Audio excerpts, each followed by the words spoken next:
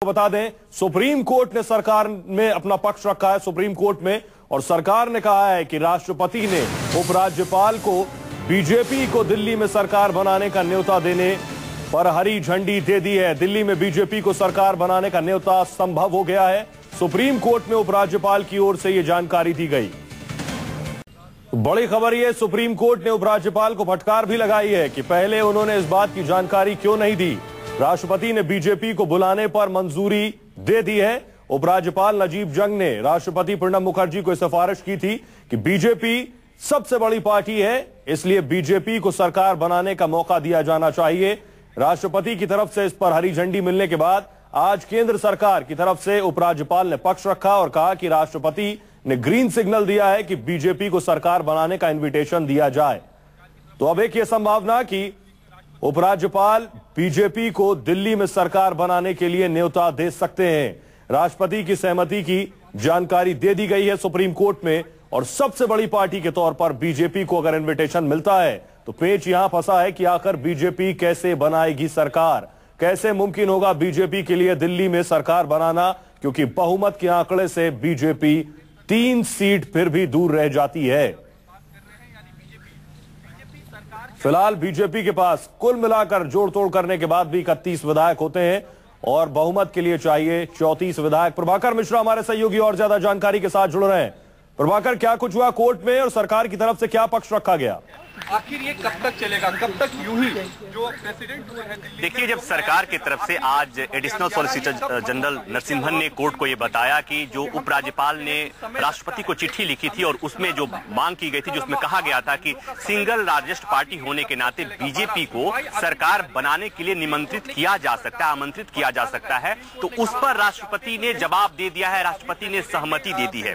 जैसे ही ये बात एडिशनल सॉलिसिटर जनरल की तरफ से मुख्य न्यायाधीश की अध्यक्षता वाली संविधान पीठ को बताई गई, प्रशांत भूषण जो आम आदमी पार्टी की तरफ से थे याचिकाकर्ता, उन्होंने विरोध जताया। पहली बात। दूसरी बात की विरोध और फटकार सुप्रीम कोर्ट की तरफ से भी आया। संविधान पीठ में जो मुख्य न्यायाधीश ने, उन्होंने कई तीखे सवाल, कई असहज करने वाले सवाल बताए कि 4 सितंबर को चिट्ठी लिखी गई थी उपराज्यपाल की तरफ से राष्ट्रपति को, 9 सितंबर को आपने सुप्रीम कोर्ट को बताया, 10 अक्टूबर को बताया कि आपके पास उसका रिप्लाई नहीं आया है, और आज जब सुनवाई होनी है उसके एक दिन पहले टेलीविजन में, न्यूज़पेपर्स में खबर आती है कि अब राष्ट्रपति ने सहमति दे दी है। इसके मायने क्या निकाले जाएं? ये बात पहले होना चाहिए, ये बात पहले बताई जानी चाहिए। आप सुनवाई के ठीक एक दिन पहले ये अगर बता रहे हैं तो आपकी नीयत पे सवाल उठता है। आखिर आप तक कुछ हुआ क्यों नहीं? कोर्ट ने यहां तक कहा कि अगर आपके पास नंबर नहीं थे, बीजेपी के पास नंबर नहीं थी, उसे बुलाया जा सकता था, सरकार बन सकती थी। अल्पमत की सरकार भी देश में बनती है और सदन के सामने बहुमत साबित करने का मौका दिया जाता है। मौका अगर साबित नहीं होता है बहुमत, तो सरकार गिर जाती है, फिर उसके बाद चुनाव होता है। यह भी कम से कम किया गया होता है, जो आपने नहीं किया है। ये भी बात कही सरकार ने। सुप्रीम कोर्ट ने यह भी पूछा कि आखिर आपको कितना समय चाहिए। सरकार कोर्ट ने यह भी पूछा कि आप जिस बीजेपी सिंगल लार्जेस्ट पार्टी की बात कर रहे हैं, क्या आज भी बीजेपी इस पोजीशन में है कि वो सरकार बनाए? साथ ही कोर्ट ने यह भी कहा, जो पहले भी कोर्ट मुख्य न्यायाधीश, जो पहले के मुख्य न्यायाधीश थे, उन्होंने बहुत सख्त टिप्पणी की थी। आज भी जस्टिस लोढ़ा ने टिप्पणी की कि लोकतंत्र व्यवस्था में लोगों को चुनी हुई सरकार पाने का अधिकार होता है, और कहीं न कहीं सवाल ये, लोगों को चुनी हुई सरकार पाने का हक होता है, तो क्या अगर बीजेपी को न्योता मिलता है तो बीजेपी सरकार बना पाएगी? कुमार कुंदन बीजेपी से हमारे साथ जुड़ रहे हैं। कुमार, क्या जानकारी मिल पा रही है? अगर उपराज्यपाल, क्योंकि सुप्रीम कोर्ट से अगर हरी झंडी अब मिल चुकी है, उपराज्यपाल बीजेपी को सरकार बनाने का न्योता देते हैं, बीजेपी इस स्थिति में है कि वो सरकार बनाएगी या अभी इस पर विचार होगा, उसके बाद कोई आगे स्टैंड लेगी बीजेपी? देखिए, भारतीय जनता पार्टी के आला नेताओं के अगर पुराने बयानों पर यकीन करें तो उसमें 2 बातें निकल कर आती है। बीजेपी के प्रदेश अध्यक्ष सतीश उपाध्याय ने एक बयान में यह कहा था कि अल्पमत की भी सरकार बनाई जाती है। इसके अलावे दूसरी तरफ उन्होंने ये भी कहा था कि उपराज्यपाल के हम उस फैसले का इंतजार करेंगे जिसमें वो पार्टी को, भाजपा को सरकार बनाने के लिए न्योता देंगे। तो अब दोनों बातों को अगर जोड़ के देखा जाए तो कहीं न कहीं उन्हें इंतजार लेफ्टिनेंट गवर्नर के न्योते का है। अगर न्योता देती है तो पार्टी उसके बाद इस बात को तय करेगी क्या करना है, क्या नहीं करना है। संभव है पार्टी एक नैतिक जिम्मेवारी लेते हुए सरकार बनाने के लिए आगे बढ़े और विधानसभा में कहे कि हमने सरकार बनाई है, जो इसमें मदद हमारी करनी चाहते हैं करें। अगर कोई नहीं करेंगे तो फिर वो पार्टी वहीं पे एक तरह से कह सकते हैं बहुमत पे गिरेगी और दिल्ली में चुनाव के आसार बनेंगे। लेकिन इन सब के बीच पाला चूंकि भारतीय जनता पार्टी के गेंद में है और दिल्ली में जो फिलहाल आसार दिख रहे हैं वो चुनाव के ज्यादा दिख रहे हैं। लेकिन एक तरफ दूसरी तरफ ये भी है कि 3 बायपोल एक तरह से अनाउंस कर दिए गए हैं, तो ऐसा लगता है कि पार्टी अपना लिटमस टेस्ट भी करवाना चाहती है और उसके बाद चुनाव में जाना चाहती है। तो पार्टी के पास सब तरह के विकल्प हैं।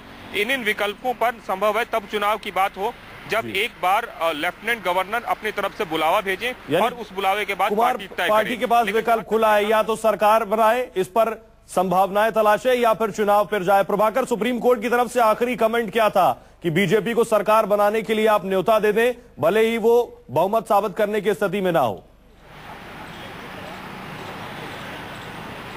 देखिए, सुप्रीम कोर्ट ने पहले ही अपना रुख साफ कर दिया था और सरकार को बोला था कि आप सकारात्मक उपाय के साथ आए, सकारात्मक फल नतीजे के साथ आइए। उसके बाद भी वक्त काफी गुजर गया है। 9 सितंबर की बात थी जब सुप्रीम कोर्ट ने बोला था। सितंबर गुजर गया, अक्टूबर गुजर गया, नवंबर आ गया है। कोर्ट की जो नाराजगी थी उसे समझा जा सकता है और कोर्ट ये बार बार कहना चाहता है कि आखिर आपको फैसला लेना है तो इतने वक्त की क्या जरूरत है, फैसला लीजिए, जो करना है करिए। ये इसे टालने की कोशिश, कहीं ना कहीं कोर्ट इस बात से नाराज दिखी कि जो सरकार का रवैया है कुछ टाल मटोल भला रवैया है। अब हालांकि सरकार की तरफ से इसे जस्टिफाई करने की कोशिश की जा रही है कि एसआर बोम्मई केस में क्या कहा गया है, उसमें किस तरह से सरकार बनाने के लिए परिस्थितियां, उसमें सुप्रीम कोर्ट का एक जजमेंट है, उस जजमेंट की जिक्र की जा रही है कि सुप्रीम कोर्ट इस मामले में राज्यपाल के पास जो शक्तियां होती है उस शक्तियों का इस्तेमाल होता है और केंद्र की तरफ से ये बार बार दलील दी जा रही है कि एक निहायत ही राजनीतिक मामला है, इसे कानून के हिसाब से नहीं समझा जा सकता। एक राजनीतिक मसला है और राजनीतिक प्रक्रिया के चलते लेट हो रहा है। ये बार बार ये बातें कही जा रही हैं।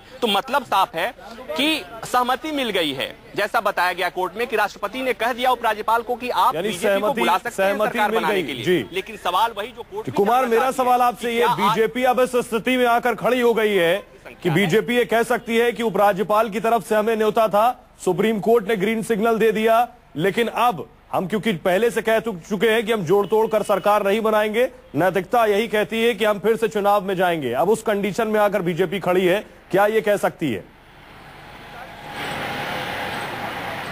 बिल्कुल कह सकती है, क्योंकि भारतीय जनता पार्टी बार बार ये कह रही है कि हम जोड़ तोड़ की राजनीति से सरकार नहीं बनाएंगे। उसे इंतजार इस बात का है, उस माकूल माहौल का है जिसमें चुनाव हो और पूर्ण बहुमत के साथ वो दिल्ली में आए। लेकिन कहीं न कहीं उसके सामने उहापोह की स्थिति है। इस स्थिति से बचने के लिए वो माहौल तैयार करना चाहती है और ऐसे में लेफ्टिनेंट गवर्नर और सुप्रीम कोर्ट दोनों की बातों को आधार बनाकर पार्टी जनता के बीच जाएगी और जनता को यह बताएगी कि नैतिकता के आधार पर हमने ये सब काम किया है। लेकिन ये देखना है कि ये फॉर्मूला पार्टी का कितना सक्सेस होता है या नहीं होता है। इसके बीच एक उपाय उनके पास ये भी है, और जो अंदर खाने की खबर है कि जो दूसरे पार्टी के लोग हैं कहीं न कहीं वो पार्टी को साथ देने की बात तो कर रहे हैं लेकिन सीधे तौर पर सामने नहीं आ रहे हैं। तो पार्टी के सामने वो विकल्प भी है, एक बार उस विकल्प को भी वो टटोलने की कोशिश जरूर करेगी चुनाव में जाने से पहले। और अब देखना है कि बीजेपी का अब अगला कदम क्या होगा, क्योंकि उसके सामने चारों तरफ से एक तरह से कह सकते हैं विकल्पों का बाजार है। इस विकल्पों में वो किस विकल्प को चुनती है वो देखना दिलचस्प है। संविधान विशेषज्ञों से भी हमारी बात हो रही थी, उनका भी कहना था कि लेफ्टिनेंट गवर्नर जब चाहे तो बुला सकते हैं, बड़ी पार्टी होने की वजह से। एक सवाल महत्वपूर्ण ये, समस्या और भी है कुमार, एक सवाल महत्वपूर्ण ये कि अगर बहुमत साबित करना होता है या वाकई सरकार बनाने के बारे में बीजेपी विचार करती है, तो बहुत से दूसरी पार्टी के विधायक हैं जो नहीं चाहते कि चुनाव हो, क्योंकि हो सकता है वो चुनाव बाद जीत ही ना सकें।